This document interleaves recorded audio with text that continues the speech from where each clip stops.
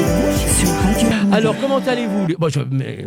Depuis la dernière fois, déjà, Paul, puisque pour Anne-Laure, c'est une première. Alors, votre actualité, c'est cette pièce Hypermarket au théâtre. Exactement. Alors, je vous ai vu 2 fois à l'œuvre, la fois précédente dans Le Chômeur. C'est ça, tout et à fait. Et puis là, Hypermarket. Mise en scène donc, de Arnaud Patron. Texte, voilà, les Arnaud 2 fois. Patron.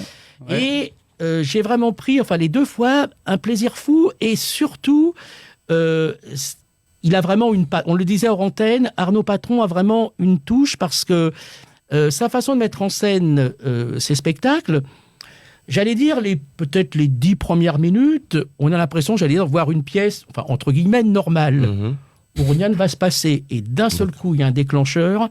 Et dans des ambiances tout à fait différentes dans les 2 pièces, mais là on va parler d'Hypermarket, on est transporté dans des choses, je dirais, inhabituelles au théâtre.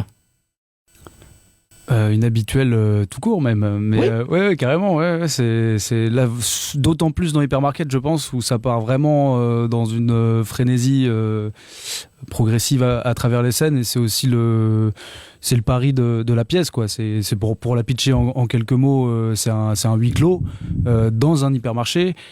Il y a une grosse tempête dehors et plein de gens se retrouvent bloqués dedans sans date limite, sans savoir quand ils pourront sortir.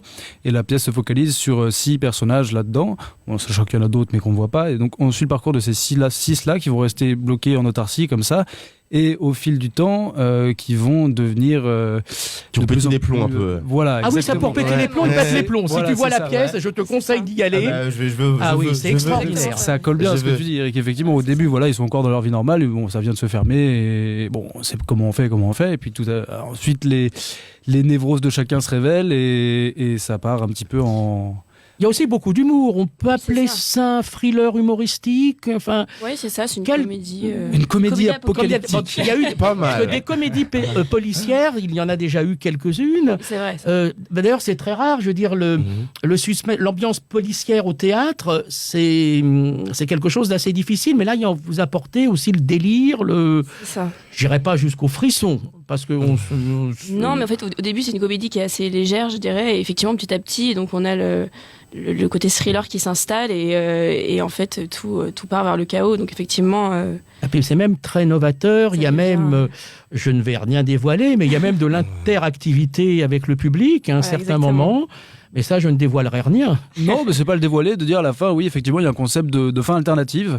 Ah bon, alors d'accord, je n'osais pas le dire, parce que j'ai tellement eu cette surprise, mais si tu veux l'annoncer, ça va très bien. Ah non, si, c'est pour le coup assez officiel.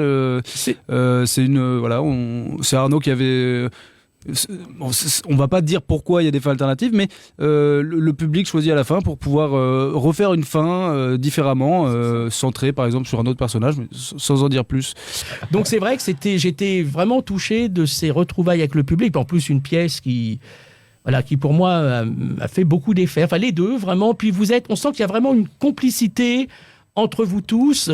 Et ça doit être intéressant. Je pense que Arnaud, il doit vous gérer magnifiquement bien. C'est vrai qu'on s'entend tous très bien et en plus il nous connaît quand même bien et c'est vrai que par exemple cette pièce a été écrite quand même pour nous, pour chacun des comédiens, donc il a fait aussi en fonction de ce qu'il connaît de nous, de notre jeu et tout ça. Ça serait bien de citer les autres comédiens et comédiennes, leur dire voilà. Ouais, bien sûr. Tout à fait. Donc Étienne Audibert, Victor David, Émilie Crène et Julia Le Texier.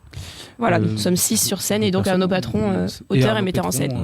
En chef, voilà, c'est vrai que quand on voit la pièce et qu'on voit des gens qui deviennent complètement fous et qu'ensuite Arnaud nous dit je l'ai écrit pour vous, en pensant à vous et à qui vous êtes. C'est vrai que merci Arnaud. Oui, j'en apprends beaucoup sur moi-même. C'est ça. Mais non, il y a une très bonne énergie. On était un petit peu stressé avant la première, mais là le fait de jouer, de pouvoir en plus je suis venu vous voir à la première. Ça fait vraiment du bien. bien. Tu nous as mis la pression directement. Non, je voulais pas. Ah si, parce que j'avais envoyé un petit mot. Non, mais après je t'avais envoyé un petit mot le soir pour dire combien j'avais été touché de la pièce. Non, parce que je voulais absolument voir la pièce avant de vous recevoir. Et sachant que les autres vendredis d'après, je n'étais pas libre, donc j'ai dit je vais tout de suite bloquer. Mais tout s'est bien passé. On en profite aussi pour saluer Dominique Lotte, Ouais. Oui, l'attaché tout à de fait. presse de la pièce, voilà, à fait. qui est sur Avignon.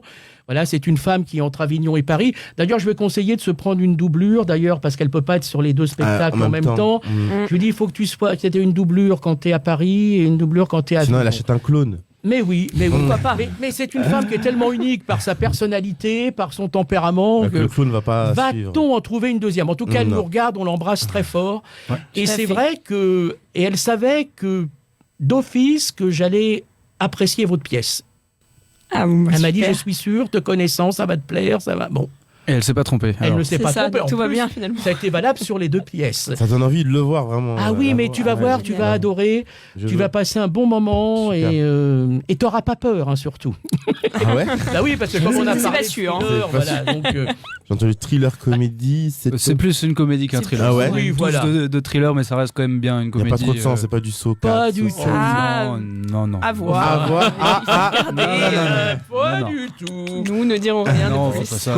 Comédie déjantée, spectacle Voilà. déjanté. Oui, aussi, voilà, un peu. C'est ça. plutôt Tout ça. âge. Tiens, moi je pose des questions, ça y est, ça m'a. C'est tout âge, hein. Ah, C'est ouais. tout public. Je veux pas Mhm. dire de bêtises, mais oui. Oui, bah, il c'est y a une rien de question demande, pertinente, oui. Bon. oui. Qu'est-ce que t'en penses, Eric? Toi, ça te choquerait d'emmener tes enfants, enfin, ou des enfants potentiels Peut-être pas les miens, mais bon. Ah. Mais oui, je vais peut-être faire un petit groupe. Des voilà. gosses Oui. seraient choqués, non? Oh, je dirais sais pas. Ah tiens, non, tout public, hein. ça peut les amuser. Ouais. Ça peut Ouais, les ça peut- amuser énormément, oui, tout à fait.